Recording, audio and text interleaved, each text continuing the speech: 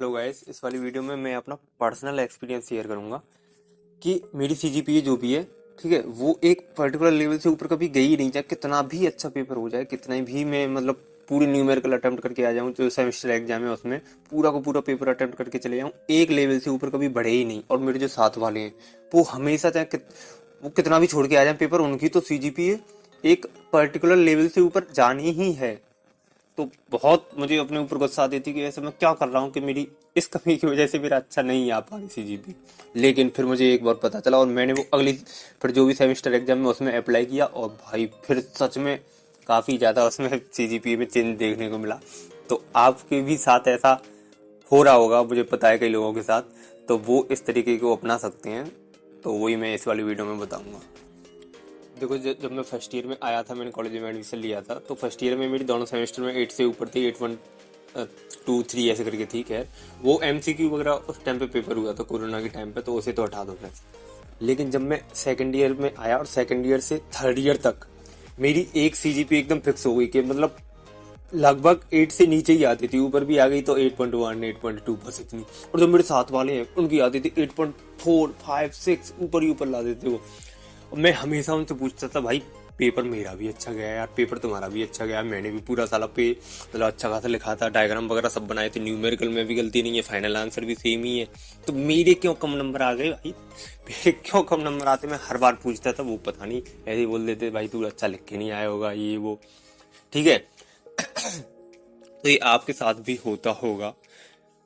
अब पहली बात तो एक बात में, खैर जो यूपी बोर्ड वाले हैं, बेसिकली मैं भी यूपी बोर्ड वाला हूँ, ठीक है, तो हम लोग ऐसे जो भी यूपी बोर्ड वाले हैं, अगर उनको ये दिक्कत आ रही है कि वो इंग्लिश से बेसिकली हिंदी से पहले हिंदी में ट्रांसलेट करते होंगे, हिंदी से फिर इंग्लिश में लिखते होंगे, तो ये कोई कमी नहीं है। खैर, ये आप जैसे आगे आगे चलते जाओगे तो वो दूर हो जाएगी, उसकी प्रॉब्लम आप ना मानो, ठीक है, वो प्रॉब्लम कोई नहीं है। अब प्रॉब्लम क्या है? अब मैं जैसी थर्ड ईयर अपनी मैंने क्रॉस की, तो थर्ड ईयर से जो भी सेकंड ईयर और थर्ड ईयर, इनमें मेरी 8 से ऊपर शायद शायद नहीं होगी, मतलब किसी में भी 8.1 1 2 ऐसे ही आई होगी बस। तो फिर जैसे ही मैंने सेवन्थ सेमेस्टर में अपनी ये स्ट्रेटजी अपने तरीके में चेंज किया था। वो क्या था, मैं मतलब क्या करता था, जो भी एग्जाम है, जो भी पेपर आया है, उसमें एकदम टू दी पॉइंट जो पूछा है एकदम वही लिख के आता था, मतलब एग्जैक्ट वही चीज एकदम। मैं जो बुक किताबी भाषा में मतलब मस्त एकदम, एक एक वर्ड वही सेम, ऐसे भी नहीं कि कुछ अपनी मन से लिख दिया, कुछ भी नहीं। ठीक है, तो मैन टू दी पॉइंट जो पूछा है वही लिख के आता था।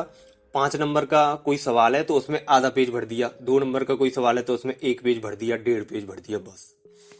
ये एक सबसे बड़ी गलती है आप लोगों की। 10 नंबर का सवाल है, चाहे उसमें आप एकदम किताबी लैंग्वेज का कुछ वर्ड मत डालो, 2 पेज उसमें होने चाहिए एटलीस्ट, कम से कम 2 पेज उसमें भर दो, चाहे कुछ भी लिखो, भर दो बस 2 पेज। कुछ भी का मतलब ऐसे ज्यादा टीचर नहीं देखते ये कि कैसा लिखा है या फिर क्या मतलब कंटेंट कैसा है, कहीं ऐसे नहीं कुछ भी लिख दिया। मोस्टली टीचर तो ये करते हैं, बस कॉपी देखते चलते हैं और 2 पेज भरे हैं, अरे भाई मैं लिखा है लड़के ने, तो फिर उस पर नंबर देते हैं। मैं 5 नंबर के सवाल में बस आधा पेज लिख के आ रहा हूँ, पता चला दूसरे लोग लिख रहे हैं 1.5 1.5 पेज, तो यहाँ मेरे नंबर कटते थे। ठीक है, मैं बस वो लिखता था एकदम फिक्स लाइन जो पूछी गई है, और ये एकदम सबसे बड़ी गलती थी। 5 नंबर का सवाल है, चाहे कुछ जो मैं लिख दिया अब उसी को चाहे रिपीट करके लिख दो, पर पेज जरूर भरो उसमें।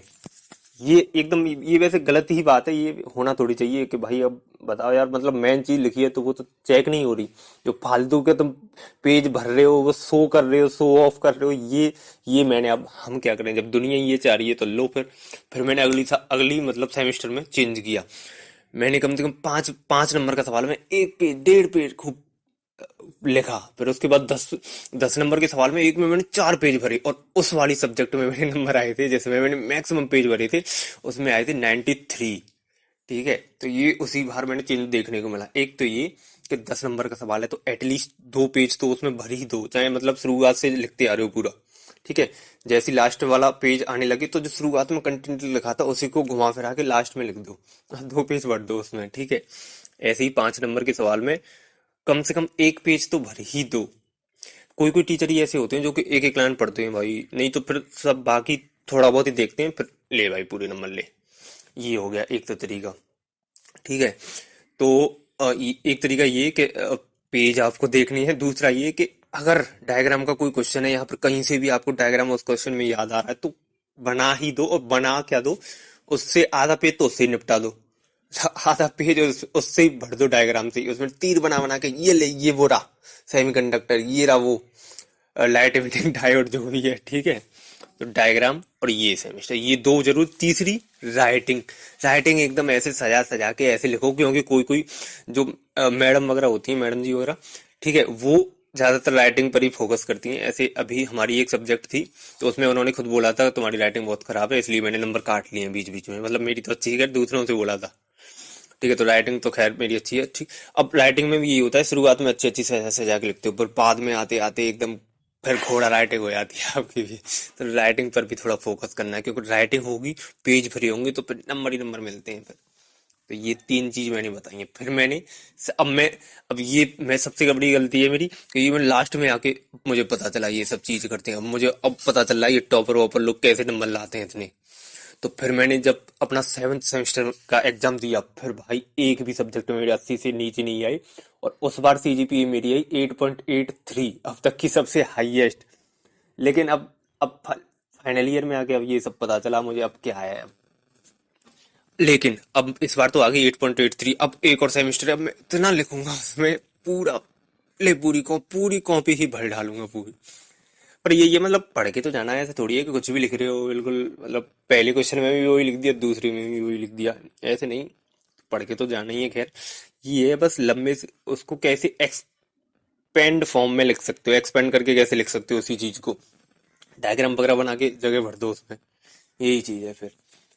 तो बेसिकली ये सेमेस्टर एग्जाम हुए या फिर बोर्ड एग्जाम जो भी होते हैं, इनमें इस चीज को भी देखा जाता है। अब जब देखा जाता है, जब पता है इस चीज पे ही नंबर मिलते हैं, तो हम क्यों कम रहे, हम भी लिखेंगे खूब लो, ठीक है। तो यही चीज पर आपको फोकस करना है, और अगली बार आप इसी यहीं पे कमेंट में आके लिखना, बताना मेरे को कितना सीजीपी में चेंज आया।